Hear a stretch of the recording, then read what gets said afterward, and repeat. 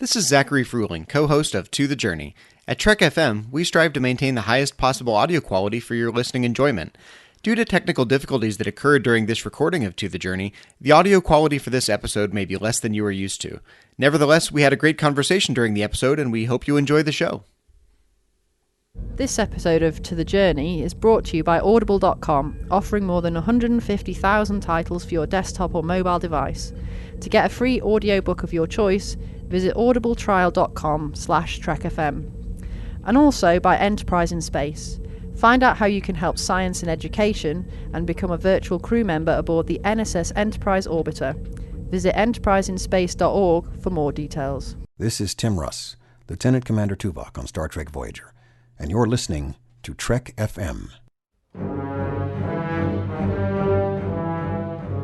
I think it's safe to say that no one on this crew has been more obsessed with getting home than I have. But when I think about everything we've been through together, maybe it's not the destination that matters. Maybe it's the journey. And if that journey takes a little longer, so we can do something we all believe in, I can't think of any place I'd rather be, or any people I'd rather be with. To the journey. You're here. To the journey.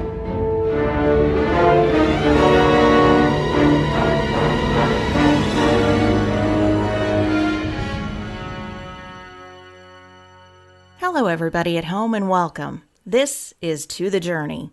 I'm your co-host, Suzanne Williamson, and with me, as always, are... Zachary Fruehling and... Okay, sure. So we're doing something special today. We have an extra special guest, one of our associate producers, Mr. Bruce Lish, with us, and it is our 200th episode. Hello, Bruce. How are you doing? I am great. I'm very excited to do this. We are excited to have you, aren't we, guys? Yeah, we're really excited to have Bruce on. It's our first guest. Woo! The one and only Dr. Bruce Lish. Yeah, I've been an associate producer of To The Journey for a long time. Voyager is my favorite of all the Trek incarnations, so this is very cool. I was just thinking it's kind of an interesting thought that we've said your name on the podcast so many times, and this is the first time we've actually spoken face to face. Well, Yeah. I'm glad I could make that connection. It is an honor, sir. Voyager came on when I was.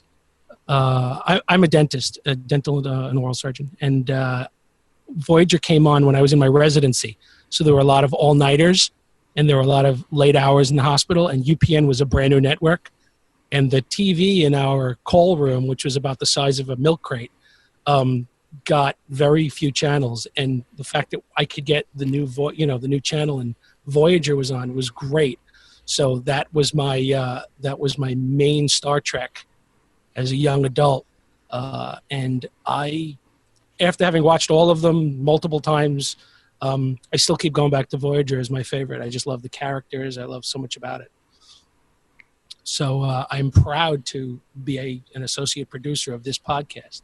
Well, Bruce, like we said, we're so excited to have you on the show today. We thought it would be a lot of fun to have one of our associate producers on the show with us for our 200th episode of To The Journey. Even though To The Journey has been on Trek FM for over 4 years, and now we've got 200 episodes, we've only done about 10 episodes of To The Journey. So we thought it would be a lot of fun to have you join us for the first time. What I enjoy about talking to other Voyager fans is just hearing their Voyager stories. Everyone seems to have a personal connection to Voyager, whether it's how they started watching Voyager, whether it's the role that Voyager plays in their life now. So I'm really looking forward to hearing what Voyager means to you. It's a pretty cool connection because, like I said, I enjoyed this when I was in my training, and a big part of medical training and dental training is medical ethics and working in hospitals and informed consent, and all the related things to all levels of people, patients, administration, all that other stuff. And that in Voyager they dealt with a lot of that stuff. The simple topic of the doctor and how he addresses his patients, and his incarnation of Louis Zimmerman, coming in as I think in the later near the end they referred to him as the the EMH was the hothead or something, the emergency medical hothead as hologram later on during Pathfinder. And I had senior doctors in the hospital teaching me who were like that, so it was really funny. It's like, oh, look who's here. And so to see that character develop was really cool. I'm not on the Babel conference, and I'm glad I'm not, because I'm sure anything I say is going to get heat from somebody. But I personally think that some of the most developed characters in the Star Trek series are on Voyager. And if that's not a hot button topic, I don't know what is. So I really enjoy it. I really enjoy it. There's a lot of great topics. I mean, boom, just they take off from the beginning, hitting a lot of hot button topics. See, Bruce, now you have me wondering whether your dental patients would describe you as EMH-like. Well, I do not enter the room. Please state the nature of the dental emergency. But, it's...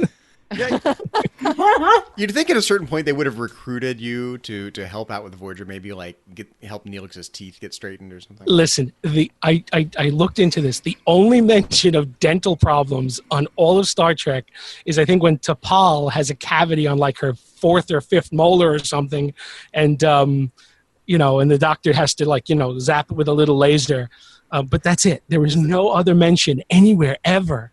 Is that really the only dental connection in all of Star Trek? That I've ever, through the rewatch, whenever they mention anybody, it's the only one that I've ever found.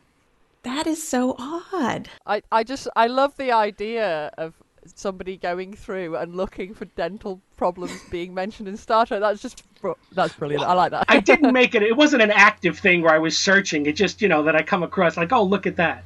I guess other than, what is it, Nog's tooth sharpening device. Yeah. That's it.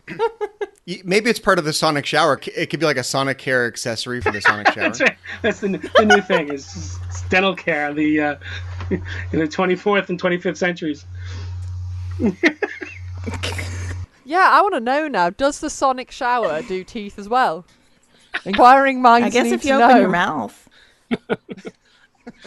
So, Bruce, when we were talking about having you on the show, we threw out a question your way. We wanted to ask you, what did you want to talk about Voyager when we have you on To the Journey? And you immediately said, Caretaker. I want to talk about Starfleet and the Delta Quadrant. So tell us just a little bit about why Caretaker was your first choice of a topic to talk about here with us on To the Journey. Well, any series, I think the pilot is a very important aspect of it, because it sets up the premise. I mean, it really sets up everything. And that means it sets up why they're in the Delta Quadrant. Okay, you also have the melding of the two crews and how that's going to work out, and the introduction of all the characters. It's and I think it did an incredible job of that. Was it your favorite Star Trek pilot right off the bat? Yes, yeah, it was. I think it was. I mean, definitely. I mean, and again, maybe I'm just just a little biased towards the whole series, but yeah, it was my favorite. Encounter at Farpoint, I enjoyed it. It was good. The whole humanity on trial thing I wasn't necessarily up for. DS9, my second favorite Star Trek series, also with really deep, great characters.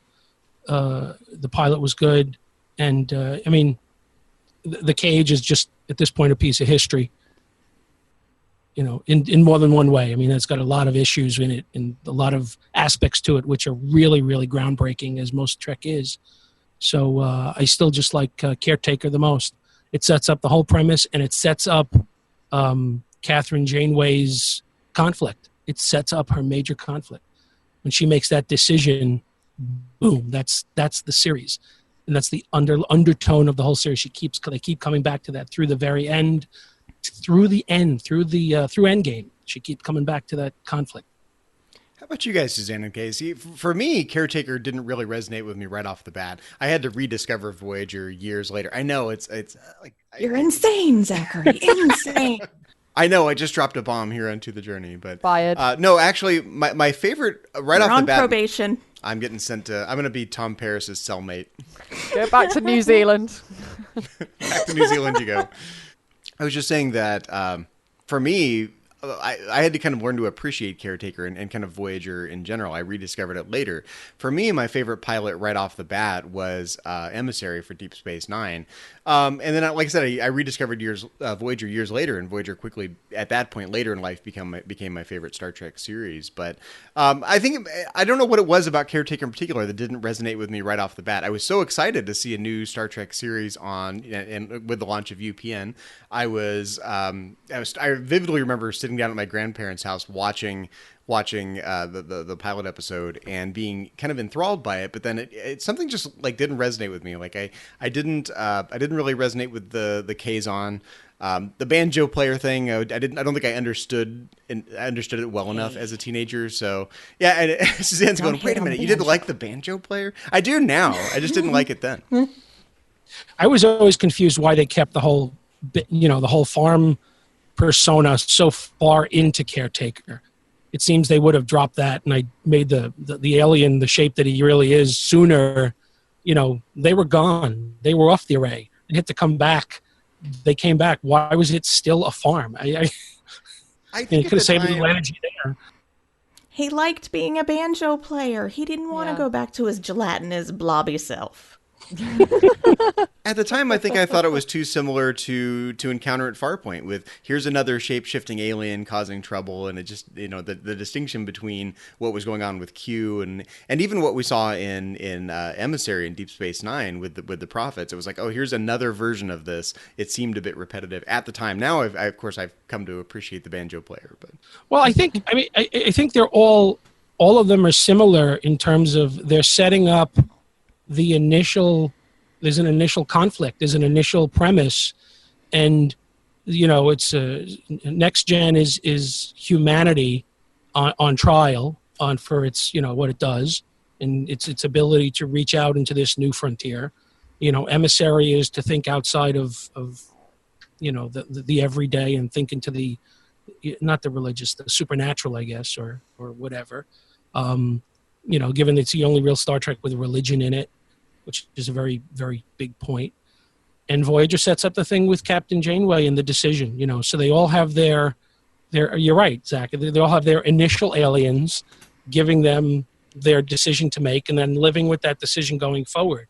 Yeah, that's a really interesting way of looking at it, actually. I'd never really kind of compared them in that way, that there's that sort of big decision thing being done in each of the pilots, but yeah, I really liked Voyager's pilot off the bat. I really enjoyed it. I thought it was quite. It's on a very grand scale, which I like. I think it's quite pacey, but I think also we get a lot of nice scenes in here where we see not just the characters established, but the relationships between the characters established.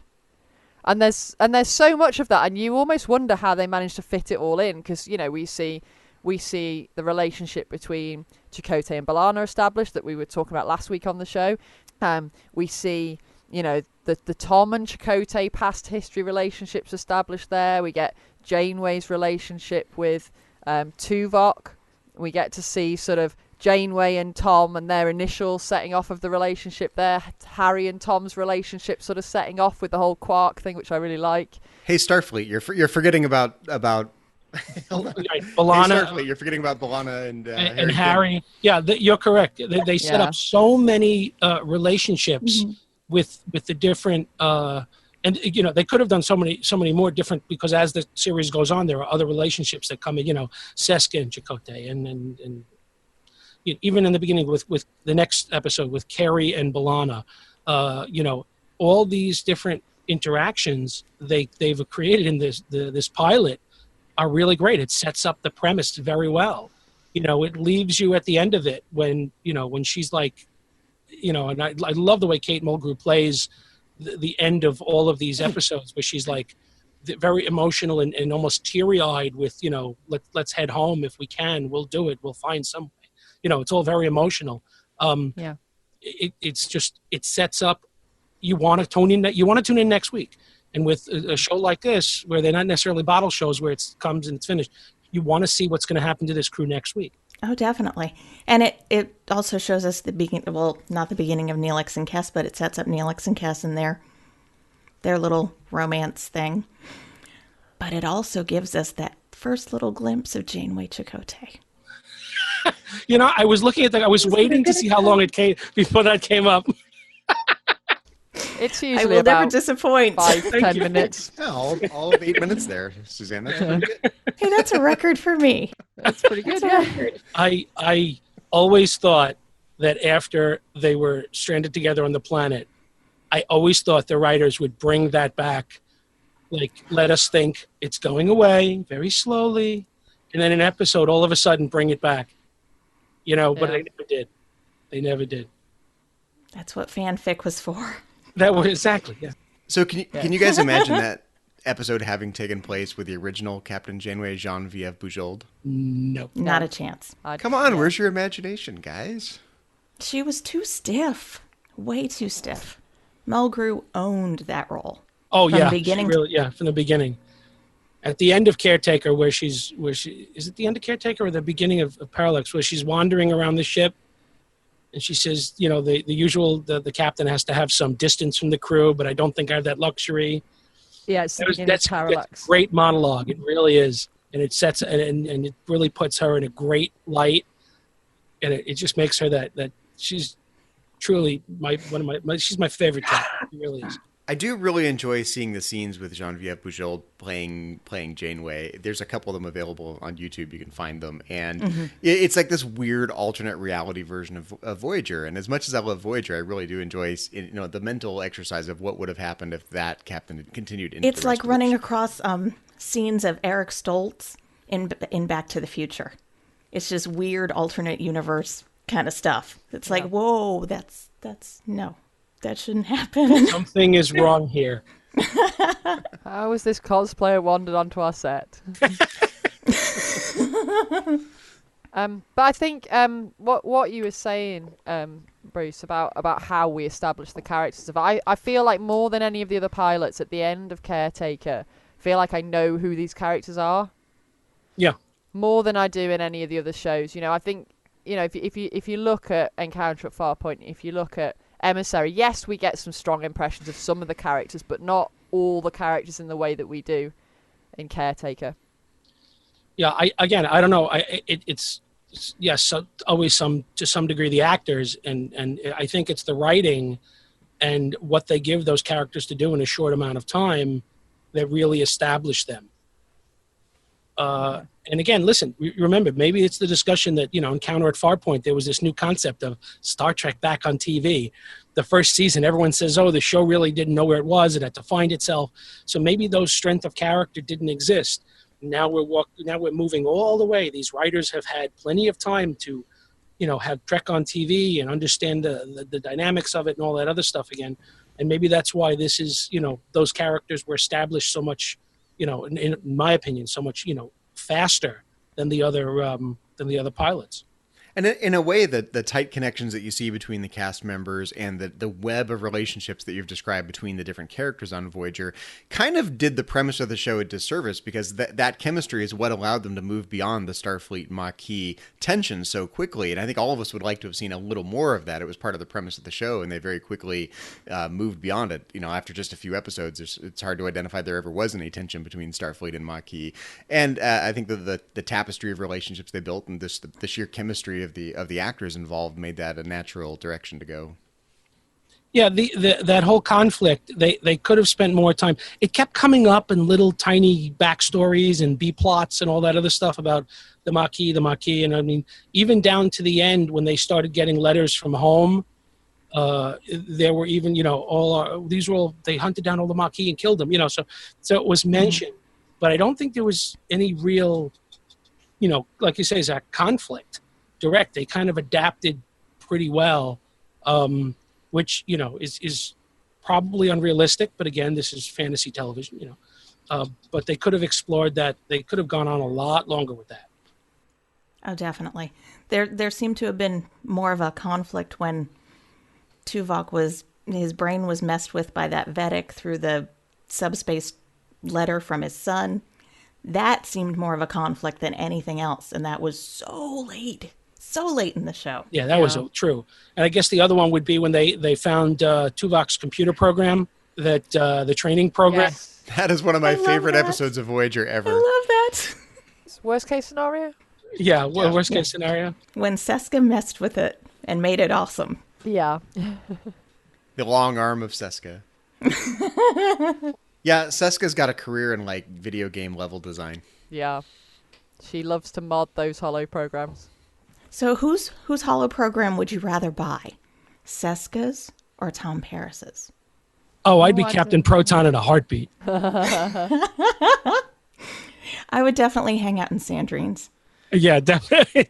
Definitely. Yeah. I could give a mean rendition of Chaotica. Straight out of the fifth dimension, baby. See, I still like the Gothic holo novel. I know you don't like. I know you don't like it, Suzanne, No. but I'm still all down with the Janeway Air. Hashtag Janeway Air. Janeway Air. Yep. Those teacups.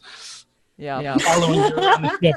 So I think this is an important segue into talking about what was most successful and least accessible about the premise of Voyager. I think there's a lot that's really successful. Like we said, they did a great job of setting up the premise of the show.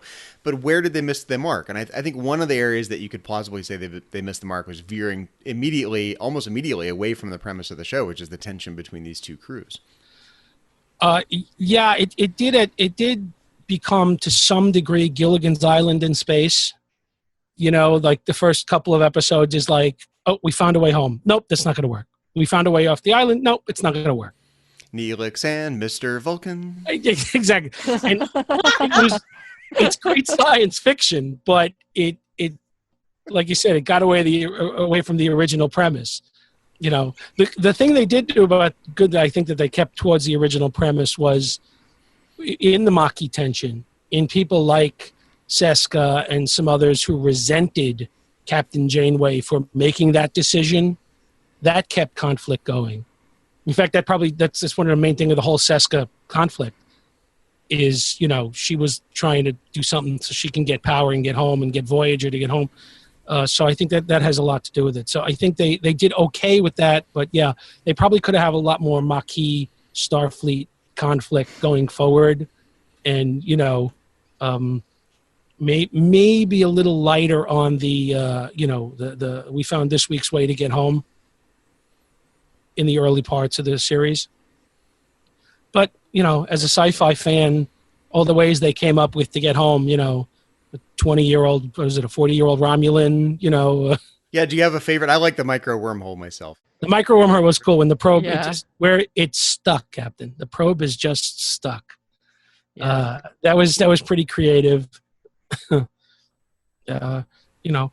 They could have found a way to shrink the ship. Didn't they shrink a shuttle in Deep Space Nine? Yes, they did. Is there an I watched episode that the other where night. Yes. O'Brien and somebody else are flying around in the mini shuttle? It was in a they went through a nebula that shrunk them down. That's right. It's called was it that little ship? One little ship or a tough little One ship? little ship or something? Yes. So it'd be like, honey, I shrunk the Voyager. Honey, I shrunk the shuttle pod. Well, it makes that scene in First Contact when Riker tells Worf, "Tough little ship," even funnier. Yeah. Little. Now, my brain is still stuck on Gilligan's Island in space, and it's trying to figure out who would be Mr. Howell if we were going to cast, like, mix up. Who's Mr. Howell? Wow. I can't figure that one out. Unless it'd be like Neelix. Neelix and Cass, they were the only couple. Yeah. But it's funny you make the Gilligan's Island analogy because I think this is one of the things people either love or hate about Voyager. It's generally more lighthearted. You know, it veers into the ridiculous a little bit, and either love that or hate that. I happen to love it. I think we all happen to love it. But it's one of the criticisms of the show is like this show is downright silly sometimes. Right. Well, but it's science fiction. You know, it's not like these come from the NASA files. So that if you buy into the premise of all this stuff going on, yeah, it's cool. I mean, sometimes when they, you know, they tech the tech, they science, all that other stuff, you try and follow it. It's like, now you're making it up. You know, it's like, it's clear, but it meets meets the need for the science of the week. Now I'm kind of picturing Captain Janeway calling Chakotay little buddy. and hitting him with a hat. She needs to. I am not going there. I've already Not got that. going there. I've already gone there. I knew you would, Kay. I knew you would. You can tell we're the ones that have read the fanfic, can't you? Read and written. Wait, are you saying there is some epic Gilligan's Island Voyager mashup fanfic out there? If there isn't, we should write it. I have actually seen at Dragon Con people dressed as Gilligan's Island mashed up with Star Trek. Wow. This is a thing? And I don't love know when I anything see them. about I'm this. like, that's so awesome. I'm just trying to think if there's any other obvious Voyager Gilligan's Island recastings we can do. Like who would be? I guess Janeway by definition would have to be the skipper. 7 of 9 would be Ginger. Okay, see, that's fair. That's fair. Yep. I guess B'Elanna could be. Lana would be Marianne. The professor. Doctor? Doctor. It has to be Doctor. Your way. I want to see this show now. This week on To the Journey, we rewrite Gilligan's Island in Star Trek. So much for a 3-hour tour. It's a 7 Yeah, year tour. Yep. 75 light-year tour. Well, that raises an interesting question, right? Should the Voyager crew have just given up and put down on a planet somewhere and been stuck on an island together? It's a good analogy. How many times did they entertain that discussion and it just kept coming up? A bunch of times. Well, Chakotay is always the counterpoint to Captain Janeway. Yeah, right? he's always the counterpoint of Kate Mulgrew's guilt about keeping them there is pushing her to take them home. Captain Janeway is guilty about leaving them there and getting them stuck. So Chakotay is the voice of let's settle down, so yeah, that came up a bunch of times. Let's build our huts and commune with our spirit guides. And It does come up a few times, but I think they kind of realise that that's obviously something that's going to be an issue going on through the show, and they almost write it off as an idea fairly early with the 37s, I feel. Because when they have the whole, she gives everyone the option to stay behind, and then nobody chooses to do it. I kind of feel like that's almost the writers going, oh, well, maybe we want to just show that everybody wants to try and get home and everybody wants to stay with the ship and everything, and then we don't keep getting this, I'll just wander off with this starship that's shown up or whatever. Wait, what could be not only about trying to get home, but it's about the exploration of the unknown. No. Wait. About What the journey. What could be more perfect than being stuck on an island building with Amelia Earhart from the 37s, right? It all comes together. Gilligan's Island, Amelia Earhart, the 37s. It's coming together. This might be a sequel to our Voyager movie. Are you saying that Amelia Earhart crashed on Gilligan's Island? Is that what you're saying? That's what happened. Well, obviously. It all makes sense now. Wow. Everything makes sense. Mystery solved. All mysteries of the universe have now been solved. Well, I guess we get to see a little bit of that idea in Deep Space Nine, actually. There's that episode of Deep Space Nine where they encounter the people that have been they're former Starfleet people, and they've been stranded on a planet together for quite a few years, and they've set up sort of an authoritarian society on that planet. So they kind of flirt with the idea of having, in terms of the idea of what would happen if you have a bunch of Starfleet people marooned on a planet together. It wouldn't be as interesting of a show. It would be very much like Gilligan's Island, especially with this cast. Yeah. It would depend if the planet had exciting spores going on or whatever it is they have in the episode of the original series that I'm about to forget the title of. Oh, where Spock smiles. Yeah, the one where Spock's all happy. Spock's all happy. He's like, yeah. This side of paradise? It is this side of paradise. This side of paradise, yeah. Yeah. Speaking of the original series, I've taken us down the rabbit hole with Alice in Wonderland. So. No, that's Shore Leave. I know that one. Shore Leave. I think talking about things that we would have liked to see more of, I think given the fact that they're stranded and the fact that we know that resources are an issue, it would have been nice to see the ship getting a bit more beaten up. I know we see that on occasion, but usually it's like fixed in the next episode, no problem. Yeah, there were some continuity issues throughout the series with, the number of photon torpedoes, we're down to no energy this week, and next week we're just cruising along, everyone's using replicators and, just living large, and all of a sudden, I can understand the Chakotay whittled it, right? Chakotay whittled the photon torpedoes. He did. Before he started on shuttlecrafts, he did the torpedo. I mean, I can understand the constraints of not wanting to mess with your physical model. Like, when Voyager first started, they were using a physical model, right? So you can understand them not wanting to mess with that and keep that kind of pristine. When they shifted to a digital model of Voyager, you'd think they'd have a lot more leeway to muck up their digital model and leave some proverbial battle scars. When did they do that? When did they switch? I didn't know there was a switch, actually. So I think it must have been after DS9 finished, because I thought I'd heard it said that Voyager was the first one that used CGI. I'm not sure exactly. Maybe we should look this up. Check. Fact check. I'm sure. But we also did get to see them repair the ship quite a few times. Actually, get out on the hull and hammer things away and fix this and replace that. Yeah, because we see that quite a bit in Enterprise. Oh, yeah, there's a lot of that in Enterprise. There's a lot of them going out and spacewalking and, screw gunning things back to the ship. Yeah. And Voyager gets beat up a lot. Yeah, so I think, that's the problem again, isn't it? It's the magic reset button. I think that's probably our biggest bugbear with the show. Those times that it got messed up, it didn't actually happen. Right. It's like, it didn't happen, or it was Oblivion. really easily fixed. An early CG version was used in Unity. Yeah, it was after the end of DS9. Because I was sure that I'd heard it said that the whole Dominion War was done with models.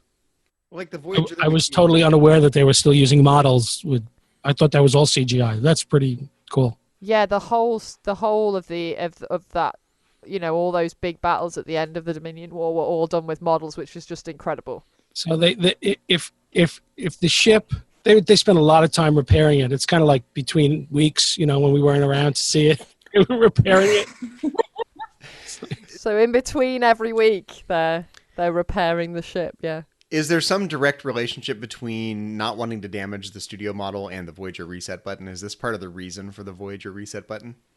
I don't know. Maybe. Probably. Yeah, because they never had to sort of blow DS9 up, did they? So that's why they could do the continuity in DS9. Oh, wait a minute. Didn't they do a lot of damage to, was it Tarak Nor? No, to... the other one. Empok Nor. Empok Nor, I think. Yeah. So, yeah, I know they don't like damaging sets beyond the, Yeah, they beat up the Voyager bridge set quite hard in Year of Hell, though, don't they? Janeway's ready room is the one that always got me. It's got to be really. And then it caught on fire once. After that's did it? Happened. Yeah. Oh, I didn't hear about that. That caught on fire. Okay, I didn't know that. Everything's catching on fire on Voyager. You got Tom Paris's rear end, you got Janeway's ready room. But speaking of Voyager as a ship itself, this is one of the things that I really did like about Caretaker. I love the idea of Voyager as this lean and mean, smaller ship with a smaller crew going out there into the Badlands to get the job done. They really make Voyager out to be kind of a badass ship. Yeah, and we get that little sort of summary of the spec of the ship. I really like how they managed to do that and work it into the conversation and make it feel quite natural there with like Staddy and Paris when they're going up there. And it's very cool to see Voyager docked at Deep Space Nine. That's one of my favourite shots of Caretaker. It's very cool to see that. Yeah, well, it was always cool. You never get an idea of how big Deep Space Nine is until you see like the Enterprise or Voyager, docked just sitting there. It kind of puts all the different ships in perspective. There's actually a lot of torch passing in Star Trek pilot episodes, right? I mean, in Encounter at Farpoint, we had Dr. McCoy, and then in Emissary, we had Captain Picard, and then in Voyager, we have characters from Deep Space Nine making an appearance.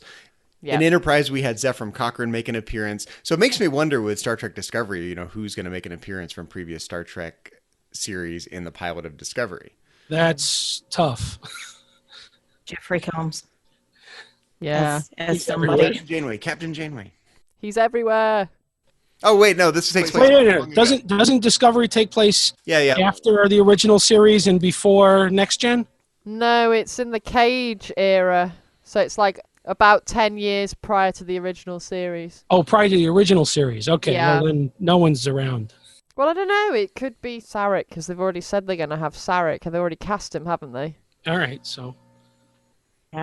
Does Mark Leonard have a son? Is that... No, I can't remember the name of the guy they've cast, actually. Whose name is escaping me, looks so much like him. He does, yeah. It's kind of awesome. Yeah, I mean, those are always I mean, when you're watching any Star Trek and they refer back to something else, in one of the previous series, it's those Easter. That's just like everyone gets all excited, like, oh, yeah, they love that call back to something else. When, even in Voyager, when Icheb is giving a report about Captain James T. Kirk, and Yeah. everyone's like, oh, cool, they're referring back to it, and. Yeah, that's cool. The episode where the virus with Tuvok has the virus and he goes back to the Excelsior, and they talk flashback. They talk Flashback. so much about the Captain that whole, Sulu. Captain Sulu, that whole Star Trek 6, putting all those pieces together and bringing it all. It's really cool. I feel like if Voyager and Deep Space Nine were on the air concurrently today, there'd be a lot more crossover, right? I mean, they really were making a conscious effort to keep the two shows separate, but nowadays they would mix and match, almost like. But even back in the day, like with a different series like Dallas and Knots Landing, they'd have the characters do some crossover. You kind of, I would have expected there to be more crossover with two Star Trek series running concurrently. But I don't see how, because they're in different quadrants. Well, And now for they most of are. the time, there's no communication between. Yeah, they kind of wrote it out of the premise of the show, of course, but it's science fiction. You can find a way. Put those writers in the writers' room and lock them in until they come up with a way to make it happen. Yeah. Just explain it with science. Yes. Science, that's a good reason. Those can't be the only wormhole aliens in the entire universe, right? Exactly. There's another caretaker out there somewhere. Let's find it. But they did. And she was crazy. Yeah, she was really out there. Wouldn't it be funny if Deep Space Nine and Voyager had run until the end of Voyager together, and then they got back, and then the wormhole aliens were like, "Well, you should have told us about them. We could have got them back at the beginning." They're like 70 years. What is this linear time you're talking about? We could have just wiggled the end of our wormhole over there and just got them back. It would have been fine. Zach, was it last week? Were you talking about they would get back and then they got lost again? Yeah, that's my idea for a Voyager that, movie. That was in our movie episode. The movie. So you came back. So they come back from the Delta Quadrant and they stop at Deep Space Nine. And something happens. They get trapped in the Gamma Quadrant. But Kay thought I was mean for coming up with that idea. We both thought you were mean. Wasn't just I mean. still think you're mean. You are mean. We're going to call you Mr. Mean from now on. I feel like being lost and He stuck needs together. the evil mustache to twirl. Yes, evil Zachary, that's right. But this is what makes it like Gilligan's Island, right? The fact that they're lost in space together, it makes them a family. That's part of the Voyager identity. That has to be what happens to the crew in Voyager if they were going to do another movie or another story or a sequel. As long as it doesn't make them lost in space. Yeah. I mean, in the books, they go back to the Delta Quadrant. They're not lost, but they do go back to the Delta Quadrant. Yes, the books are awesome. What did you think of our Voyager movie idea there, Bruce? It was interesting. I enjoyed it. By interesting, he means whacked up off its face. I mean, wacky doodle, yeah. Yes. Which is fine because it was. But we had a lot of fun doing it. So. Yeah, no, it was fun. I enjoyed that. It was like in the writer's room, except instead of people going, "No, we won't do that, we'll do this instead," we're like, "No, we'll do everything." Everything at once. Yes. You'll have to let us know what you think we should do for movie 2. Well, no, this is actually a great question. So Bruce, this is your chance. You've got the microphone, literally in this case. What would you do if you were in control of Voyager? If you were writing the show from the beginning, if you were the showrunner during the show's run, if you were in charge of making the Voyager movie, now's your chance. Voyager's in your hands. What would you do? Oh, the pressure. I don't know. I just don't really know. But you wouldn't strand them in the Delta Quadrant again. No, Bruce is a nicer guy. No, but and again, I think I like your idea. That you said it was in the books, and I have not read any of the books, but having them go back and revisit some of the situations that they were in, with the ability to go back and forth, I think that would be a really cool, that would be a really cool premise. That all of a sudden we're able to travel that far and have the cast go back and deal with some of those unfinished or, visiting the colony where the 37s were, Do you think that Starfleet would come to be viewed as somewhat imperialistic if they were out there pushing the frontier and kind of encroaching on the Delta Quadrant? It depends on how they portrayed them as getting there and in what they did when they got there. If they were the good thing about how they portrayed them all along the way was like we're travelers, we're lost, we're trying to get home, and they were fighting the bad publicity about you're the death ship that wherever you go bad things happen. They were fighting that premise. If they could bring them back somehow and keep that positive explorer, because they didn't explore the whole Delta Quadrant. There was no way they could. They tried their best to make a beeline for the Alpha Quadrant. Yeah. Although Janeway does quite a bit of zigzagging her way through the Delta Quadrant, you have to admit. No. The whole.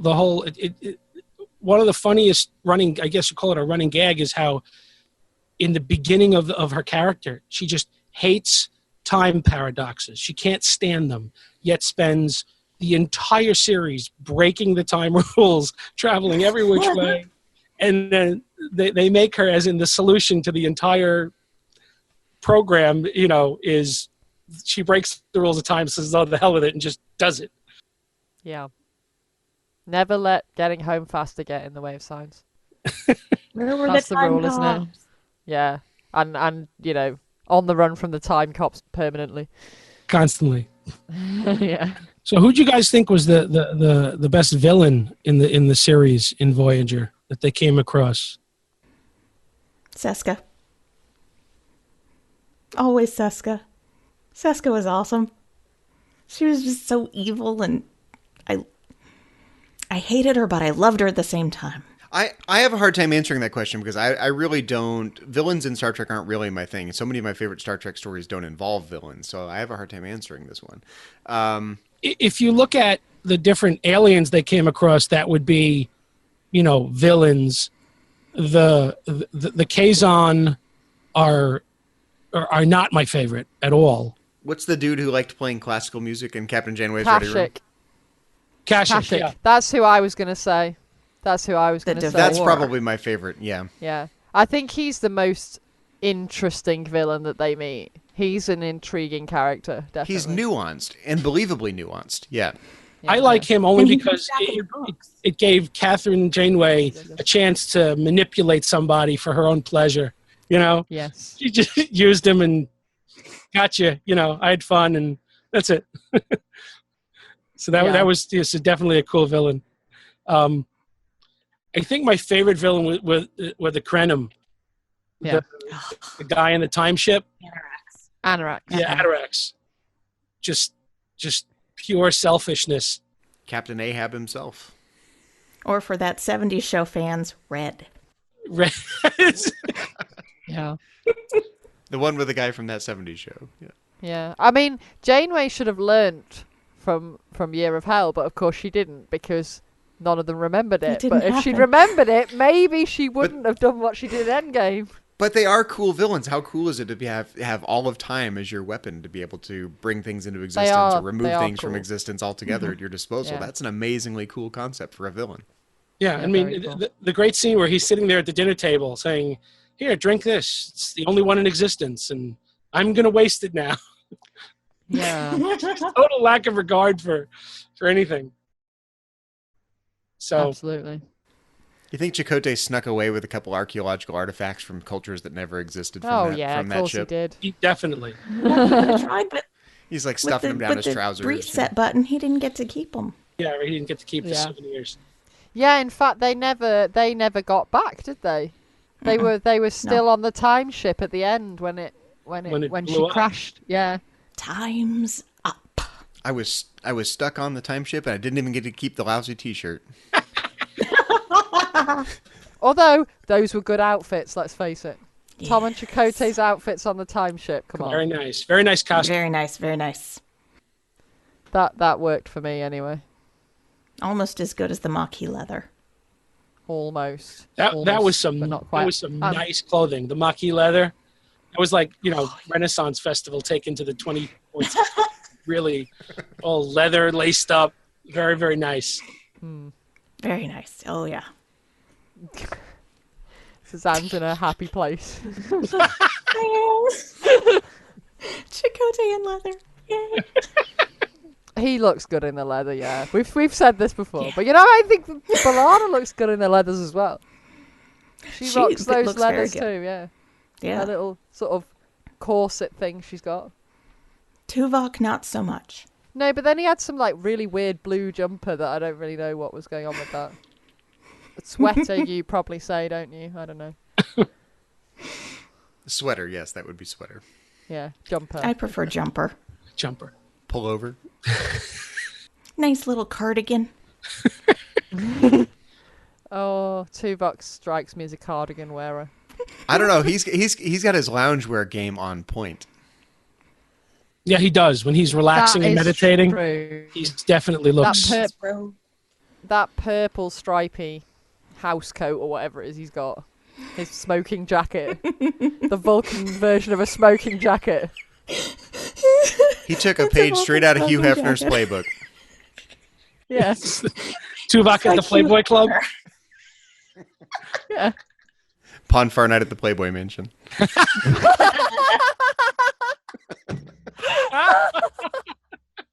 Well, it does kind of fit because he has all those candles lit usually, making it all like sexy vibe. Mm-hmm. A lot of candles. And he has that meditation little lamp that he keeps on the windowsill. Mm-hmm. Yeah. That was one episode where they do that every once in a while at the end of a show. They'll do an exterior ship shot of where the window is.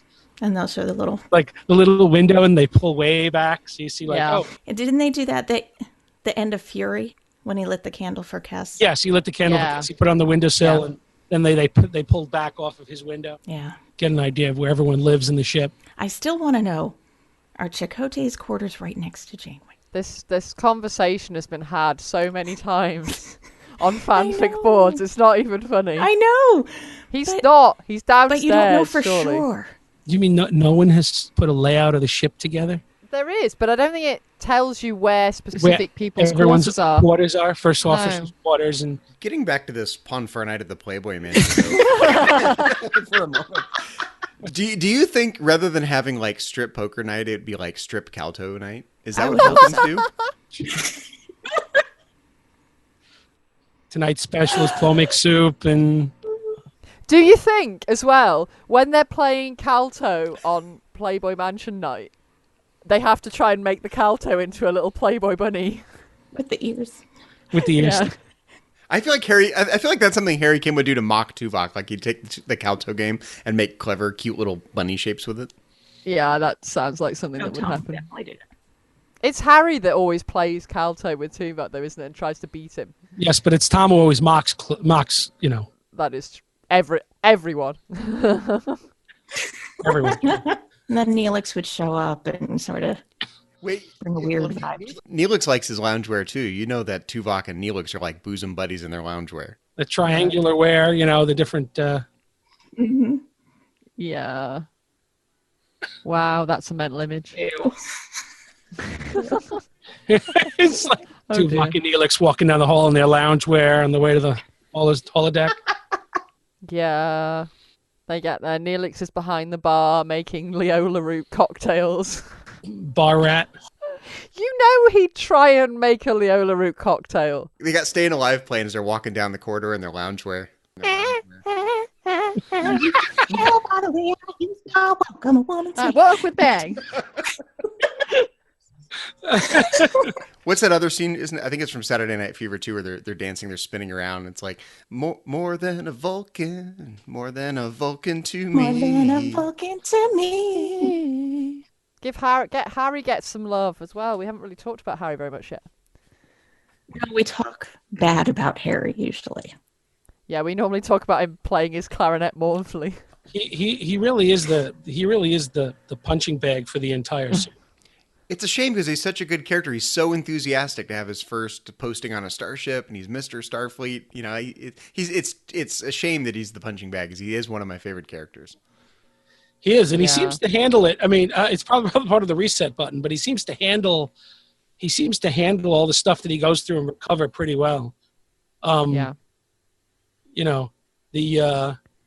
That's one of my favorite captain Janeway, Harry Kim moments is at the end of Emanations.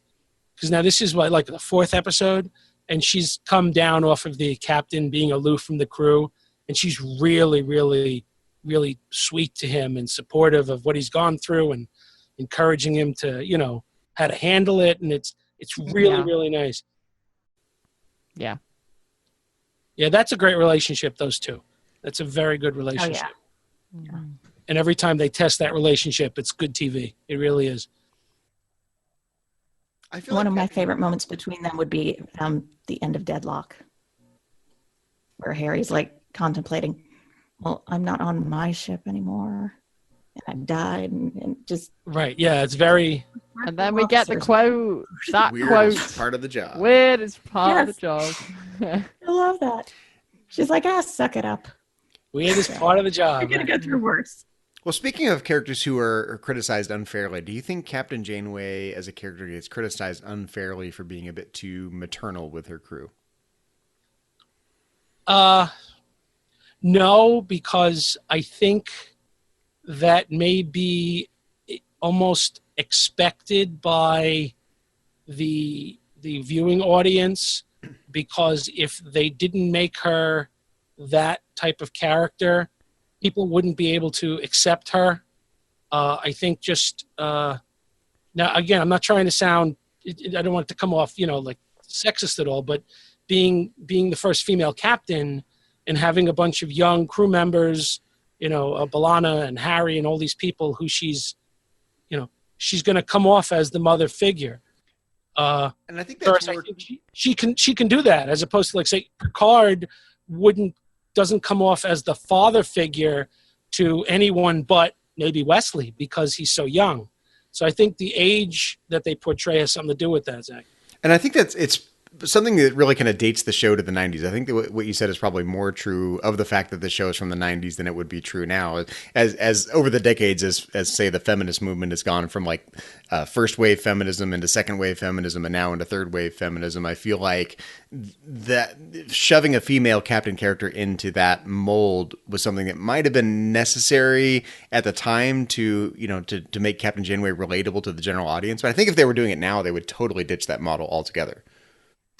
Well, how do you think? Yeah, how do you think that they would change it? Because I personally think that they hit a pretty good balance of her being maternal when she needed to be, and just in charge when she needed to be. They'd make her a battle axe. Time's up. I don't take well to They wouldn't make her maternal all those, at all. Yeah. All those great character moments. That wasn't Yeah, I agree. I agree totally. I think she nails it, to be honest. I really feel this. I feel like if they were doing it now, they would make Janeway tough as nails, more tough than she already was, less maternal, and more of a battle axe that takes nothing from no one and wouldn't be as maternal. I think that's what I feel like if they were doing it now. So, Pulaski? Well, no, I'm not sure if Captain Pulaski is what I had in mind there, but...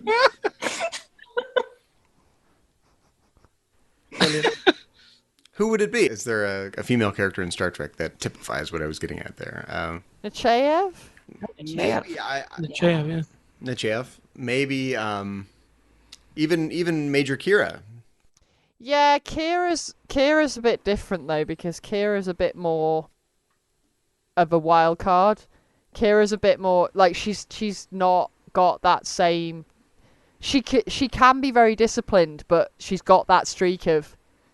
She's got the rebel in her. You're never quite sure what she's going to do, and she'll only toe the line if she thinks that toeing the line is the right thing to do. And I don't think she quite fits that Starfleet captain kind of mold in the same way.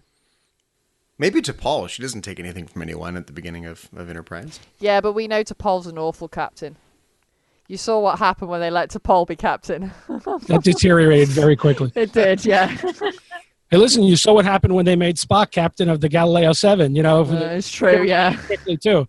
I don't know, the Vulcan things doesn't... They should have had Chakotay there. Could have whittled them a new one. It's actually, I think, kind of an interesting progression to see how women characters were portrayed in the original series versus how they were portrayed in the Next Generation, and you get sort of two molds of them. You get the chick type, like you get Dr. Crusher and Councilman Troy, versus what you get with Tasha Yar, short bob haircut, tough as nails. And then in Captain Janeway, you kind of get, the best of both worlds. She's feminine, but she's also tough and she's in charge. What's the sort of natural evolution of the female commander in Star Trek into today, post 90s into now? I think Captain Janeway is an interesting attempt to blend the two together. I personally think they did a great job. I mean, I can't say enough good things about the character. They really did, and you saw the softer side, you saw the business side, you saw the responsible, you saw all those things in a captain and all those things in the person she was. I think is a really well-rounded character. And of course, the way it was played, I mean, she played it spectacularly. As we said once on the Ready Room, she gets it done in a pink nightie. Yeah. I prefer her when she has her giant phaser rifle and she's just ready to... in the T-top when she's lock and load and she's microorganism. That's one of my favorites. Yeah. Well, they do break out the phaser rifles in Caretaker. We see them right there early on, briefly, but they're there. Like, get out the compression phaser rifles. Oh yeah, I want one definitely. So bad. Yeah, absolutely. I would love one of those. I'm surprised you don't already have the prop there, Suzanne. No, I just have the hand. Should I check eBay for phaser rifles? Yeah, get on there. I've been looking for years, and Timothy has actually said that one day he's going to make me one. So I'm like, okay. And it's one day. Is it tomorrow? Because I'd like it tomorrow. He's going to whittle you one? He's not as good a whittler as Chakotay. No. He's going to fabricate something. So I don't know what the next the next evolution of the female captain would be, because I think the mixture of both is kind of what the culminant, what the best would be, being who she is and being a really strong captain. I mean, it's a great combination. I don't necessarily think being any less or more of either one of those is the next incarnation. Just like I don't necessarily think that the evolution of, say, Picard, the next incarnation of that would be a little bit of his softer side. I just think that the character, I think it's well put together in the combination. Yeah. What about you, Suzanne and Kay? I think Bruce and I agree on this, that Captain Janeway is an important step in the evolution of women on TV and more narrowly in the Star Trek universe. But what's the next evolution post Captain Janeway from a cultural standpoint here in the real world? The next evolution would be a captain actually having a relationship. A meaningful, serious relationship. Oh yeah, and the writers would not touch that in Voyager. I mean, no, they wouldn't. Right. They didn't touch that in Voyager. They didn't touch that in Next Gen. They didn't touch it anywhere. They didn't touch it in the original series, other than the flick. I guess they came close with Cisco and Cassidy Yates. Yeah, that's the closest they came. The whole thing about I'm. What did Kirk say? I'm already married to and her name is Enterprise. Yeah. They have that. And Janeway says sometimes I don't have that luxury. Yeah. So I mean that would be a great balance too. That would be a great and there's conflict for you. How do you bring a romantic relationship onto the bridge in a battle situation? You know, and they did that conflict with Worf and Jadzia. How you bring that romance into your working relationship. And I think it was well done there, and Worf made some tough decisions and all that. And so, yes, I think the captain having a relationship would be really cool, and seeing them deal with that on screen in different situations would be, very, very, very hard to write. Well, if you remember, we did get to see about half an episode of Captain Picard having a girlfriend in Nella Darren in the episode Lessons. Yeah. Unacceptable. And Beverly, and the way they portrayed it, oh dear, wasn't that he was distracted from what he had to do. Yeah. Right. When he had to send her on an away mission. Yes. And down. So that's the kind of conflict which would be coming in that they'd have to write for. But I kind of see that as a disservice to his character. I mean, yes, he's a captain. Yes, he was attracted to this woman. They were having a relationship. I think still being a captain would rise above that. Especially for Captain Picard. And it's one thing to have half an episode about that. It's another thing to make that, a week in, week out, arc over the course of a season or a series. Yeah. And the other thing as well that I think is for Janeway, if we're talking about this from Janeway's perspective, for me, she cares about all her crew enough that it wouldn't matter, I don't think, whether she was in a relationship with any of them. It wouldn't make a difference. She'd still find it hard to send them into that situation, whether she was or not, because she cares about them, because they're so close as a unit, because of the situation. Yeah. I don't think that would make any difference. I think it would be just as hard either way. That's how I see it. Definitely. But yeah, I feel like that Next Gen episode, yes, we get to see him with this partner for, part of an episode, but I actually almost feel like the episode is there specifically to explain why we don't see that the rest of the time. That's the entire purpose of the episode. Let's try and give Captain Picard an on-ship relationship, and wow, look how that got in the way. Look how badly that worked out. I actually found Captain Picard and Vash a lot more plausible than Captain Picard and Nella Darren. But Ugh. Yuck. Vash. I don't hate Vash. What do you have against Vash? I just, not so much Vash and Picard. She's not Beverly. That is the problem. That is exactly the problem. That is always the problem. Suzanne, your ship is showing. I know, but I was a PC shipper long before I was a JC shipper, and I can't help it. Yeah, that's fair. And remember, that was prevented by Crusher, not Picard. I know that. She said no to him. He was gonna. It looked like he was gonna pursue that, but then they wrote her saying, "Oh, maybe we." Now I know. Maybe we better not. I refer the honourable people to the books. That's all I'm saying. The books fix everything. They just fix everything. Everybody who should be together is together in the books. In the books. There you go. Spoilers. I guess to bring this back to Voyager, my concern is just that they put Captain Janeway in too small of a box, given how outside the box she already was as a female captain in the history of Star Trek. She did have a relationship with Tom briefly as a lizard, but that's... Yes, well. And founded an entire species. That's right. Yes. Who later became the Voth. The Voth, right. I love the idea that our idea for the movie rewrote everyone's headcanon about this. That was incredible. Yeah. Yeah, she did briefly have a thing with Tom. That was odd. On the subject of back on the villain thing, that I wanted to get everyone's opinion. Do you think that the Kazon were a little too Klingon-like at times? I think they tried to have a villain that would fulfill that role, that iconic role. And I think they tried to sort of, we'll invent something new, but actually it looks very familiar. Mm-hmm.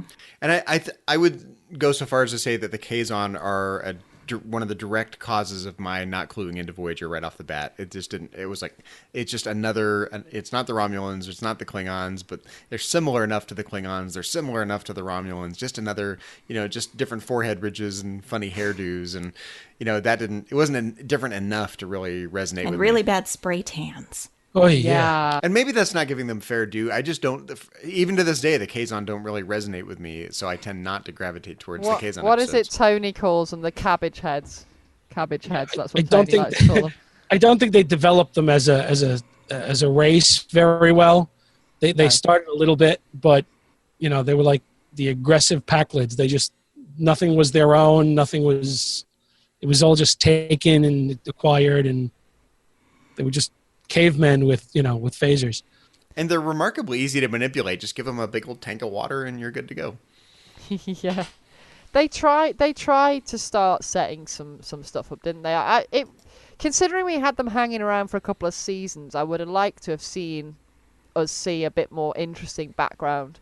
I think if they just tried to develop their background some more and give them some kind of some lore and some backstory and things like that, I think they would have been more compelling. But they were very much the generic antagonist. Oh, we need an antagonist here. Here you are. Have one. Right, and I mean, I think they tried when they got the kid, the episode where the kid tried to get his name, and Chakotay was. Oh yeah, Nog. Yeah, when Nog Nog the Kazon. Nog the Kazon. But that was I don't think there was any other real attempt to to really get a good backstory on them. No, and I think there were shades of possibility to do that, because we hear about the fact that they have all these different sects and they have the names for the sects, and I would have liked to have seen them have their own little flavors, because another sect showed up and it was like, oh, this is the such and such sect, whatever, like the Ogla or the Nistrim or whatever, but they all look the same. They all look the same, right? They all look the same. Yeah, they could have explored the political intrigue between these sects a lot more, right? They could have, I can imagine this enormous meeting where all the sects send their representatives, and they get something a little more, just more political and character based than constantly having to, oh my God, we got to get away, we got to get home. Just stay there in the Delta Quadrant and focus on that for a while and really develop it. Yeah, Janeway tried. They tried that with that other other race. I was just thinking about that. Yeah, and they tried to get them all together to align and bring democracy to the. And then somebody tried to blow them all up. Yeah, Starfleet tries to, bring democracy to another part of the universe, and it blew up literally in their face. Yep. It's like, oh, all the heads of all my enemies are in one place. There's a good opportunity for a grenade. Yeah. Yeah, but even with that episode, there was just nothing other than they are different sects. There was no backstory to them. There was no, well, why are they different sects? Who's on what? And in the 24th century, haven't they learned they can just video conference this stuff? Yeah, I know. Why do we have to, meet with big plastic fruit on the table? Yeah. Yeah, I mean, we do learn later on that the Kazon were so rubbish the Borg wouldn't assimilate them. The Borg wouldn't even bother with them. It's like, no, we didn't bother to assimilate them. Mm-hmm. So I think that kind of said it all, really. Yeah, also why you move past their space, you never hear from them again. Yeah, I wonder though whether or not, because so much is packed into Caretaker anyway, whether there would have been time in Caretaker for them to kind of go into anything like that. It would have been nice to see it later, but I think for Caretaker I was kind of fine with what they did, because they set them up, and at that point I'm like, oh well, we'll see more about them later, and that was fine. I don't feel like they needed to do any more in Caretaker with them. I kind of liked the idea of this spacefaring race that is only like partially spacefaring. Like they've got ships and they've got weapons, but they don't have water, they don't have replicators, they don't have transporters. They're kind of technologically lacking in some way, and for some reason that just makes them intriguing to me. Like they've achieved a certain level of technological ability, but they're still very warlike, still very tribal. They don't have all the technology pieces you see in Star Trek. I thought that part of them was interesting in Caretaker. Yeah. The potential is definitely there to make them into something more interesting than what they became, yeah. Definitely. Yeah, it always seems like the writers, like Trek writers, always created these races to the idea that, well, if they would just stop trying to kill each other and be so bad, that they could get together and evolve, and it's what keeps them where they are. All the warring and all the infighting, there's no way that they could progress past that. So, that's they were kind of a dead end. They were kind of a dead end because of that. Yeah, definitely. Because the other sort of major ongoing villains that we see through Voyager, we get a lot more background. I mean, the Vidians, we get the whole phage thing, and there's a background there, and then the Herosian, we get this idea of the hunt and their culture and everything, and so it didn't need to be a lot. Because I don't feel like we find out much more about the Herosian other than their whole hunt thing, and yet it just gives them that extra dimension that the Kazon really lacking. I like the fact that they solved the entire Vidian problem with George Costanza coming in and. I love that, but I would have loved to have seen the Vidians after that. I agree. I agree. That would have been great to bring them back. And there you go. There's your relationship for the right. There's your relationship for the Doctor. Yeah. Mm-hmm. For Schmullis. There you go. Willis!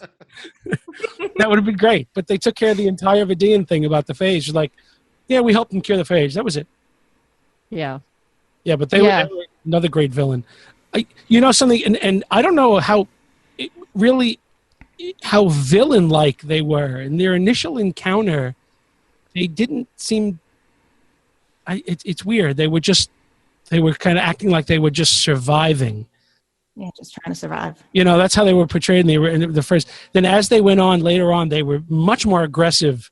You know, they were drilling holes in ships and taking people and taking the entire ship for part. I need your organs. Yeah. Yeah, sure. Villains probably isn't quite the right word then. They're probably antagonists then. If we're talking about them in terms of being a plot device. Yeah. Well, Bruce, we're really glad you could join us for this 200th episode of To the Journey. It's an exciting milestone. Of course, Shar and Tristan got us all the way here with 190 episodes, and we've picked up the baton to do 10 more episodes of To the Journey. It's just an exciting accomplishment, so we're glad you could join us for it, and hope you got a chance to say everything that's been on your mind about Voyager while you've joined us here today. Yeah, it's been really great having you on, Bruce. I've really enjoyed the conversation. It's great to have somebody else's voice on here and get some different ideas. So thanks for coming on. Oh, definitely. Lots of fun. Thanks a lot. I really had a good time. It's truly one of my favorite subjects, and it's hard to find people always to talk about it with. So, well, Bruce, before we let you go, do you want to let everyone know how they can find you around the internet on social media? Sure. I'm on all different platforms. It's at Dr. Molar Magic. That's Dr. Molar Magic. And my website's thebrooklynmagician.com. So please feel free to reach out and communicate with me. Well, it's been fun talking about Gilligan's Island in space, but this isn't the only thing we've been talking about here on Trek FM this past week. So here's a quick look at some of the other things you may have missed elsewhere on the network. Previously on Trek.fm, Standard Orbit. The more that we dive into the foundational things that make Star Trek what it is, this is probably one of the most important pieces of that puzzle. It really is. And Nichelle Nichols, big part of that for obvious reasons. Warp 5. They think that it breaks continuity by having them in there, and it breaks established continuity. And I felt that way as well the first few times that I watched this episode. I was not happy to see the Ferengi in here. I thought it was fan service. I thought it was a little bit too much fan service. And I also thought that it didn't make any sense because of what had been established in The Last Outpost and the battle. The 602 Club. As much as I'd like to say yes because I love him and used to love this movie so much as a younger person, I think no, it doesn't. Stage 9. A podcast about the people who make Star Trek. He has worked with Robert Rodriguez. He was Rodriguez's cinematographer before Rodriguez started shooting his own movies, having worked with him on From Dusk Till Dawn, not the TV show From Dusk Till Dawn, the original masterpiece. Maybe the best. That's always where we go right off the rails right there. So you're throwing in the word masterpiece right there. And that's what else is happening on Trek.fm. Check out these shows and find out what we're talking about in your favorite corner of the Star Trek universe and beyond. You'll find us wherever you get your podcasts. If you're an Apple user, be sure to hit the subscribe button. That helps us out greatly and makes it easier for other listeners to find the show as they search iTunes. If you're not an Apple user, we've got you covered as well. You can find our shows on Stitcher, TuneIn, SoundCloud, Windows Phone, and of course, you can stream and download the MP3 file from our website and grab the RSS link as well. Another way you can help keep all of our shows coming to you each week is to become a patron of the network on Patreon. If you visit patreon.com/trekfm, that's patreon.com/trekfm, you'll find our current goals and different milestone contribution levels, along with all the great perks we have for you. These perks include early access to content, exclusive content, producer credits, seats on our content development team, and more. We really appreciate any support you can give us and hope you'll join the team. Again, you can find all the details at patreon.com/trekfm. We'd like to take a moment to acknowledge the rest of our To the Journey team from around the network. Specifically, we'd like to thank C. Brian Jones, the founder and publisher of Trek.fm, our executive producers, Matthew Rushing and Kenneth Tripp, Aaron Harvey, our art director, Richard Marquez, our production manager, and Brandon Shea Mutala, our Patreon manager. And we'd also like to take a moment to thank our associate producers here on To The Journey. Some guy named Bruce, who's always willing to sell you a Sonic hair attachment for your Sonic shower. And we'd also like to thank Ju Kim and Norman Lau. Thank you for your support of To The Journey and the Trek FM network. And don't forget to check out Enterprise in Space, a project of the non-profit National Space Society. Visit enterpriseinspace.org to find out more and get your seat on the mission. And also audible.com, offering more than 150,000 titles for your desktop or mobile device. To get a free audiobook of your choice, visit audibletrial.com/trekfm. Well, if you'd like to contact us to discuss anything we talked about in this episode of To The Journey, there's several ways you can get a hold of us.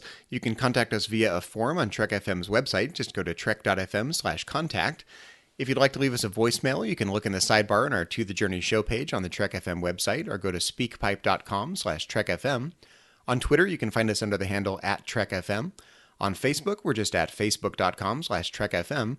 And while you're on Facebook, find us in the Babel Conference. The Babel Conference is Trek FM's listeners-only discussion group. Just type the Babel Conference, that's BABEL, into the search field on Facebook, or you can go to our website at trek.fm and click Discussion on the menu bar. We also invite you to leave a rating and a review of To The Journey on iTunes. We'd love to hear your feedback and suggestions for the show. Well, Suzanne, when you're not replicating water to give to the Kazon, where can people find you on the interwebs and around the Trek FM network? Well, you can occasionally find me in the Babel Conference. You can also find me on Twitter. I'm at KJaneway8. That's the letter K, Janeway, and the number 8. So, Kay, when you're not drinking a Leo LaRue cocktail, where can people find you on the internet? Well, you can find me in the Babel Conference. I'm quite often hanging out in there. And if you want to look me up on Twitter, my handle is @ChocoWeeble. Zachary, when you're not being whisked away by a coherent Tetrion beam, where can people find you? Well, you can find me elsewhere on the Trek FM network as co-host of Metatrek's Trek FM show on Star Trek and philosophy. You can always find me in the Babel Conference if you want to talk about Star Trek with me there. And you can find me on Twitter. My handle is just my name, @Zachary Fruhling. That's Zachary, ZACHARY, and Fruhling, FRUHLING. Well, it's been fun, but I think we all need to go don our nice loungewear in preparation for Tuvok's Playboy Club. Until then, this has been To The Journey.